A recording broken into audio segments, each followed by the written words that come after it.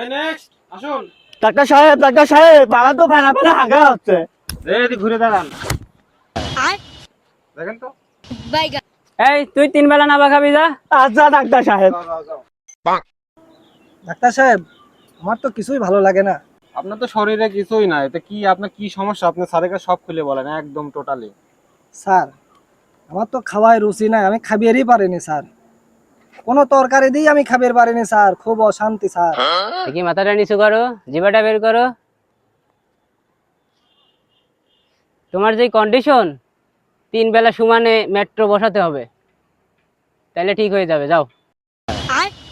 কিন্তু স্যার, কোনো কিছু খাওয়া বারণ আছে নাকি এই মেট্রো বড়ির সাথে? অবশ্যই খাওয়া বারণ, বাকিটা আমার কম্পাউন্ডের কাছ থেকে শুনে নেন।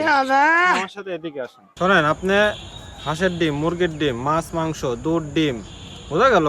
গরুর ডিম, মুরগির ডিম, হাঁসের ডিম, সব ডিম খাওয়া বারণ। আর দুধ সাথে তো যাবেই না খাওয়া, বোঝা গেল? আচ্ছা আচ্ছা, আমি যখন খাওয়া বারণ তাহলে কি খেয়ে থাকবো? ভাদাল খেয়ে থাকবো নাকি স্যার আমি?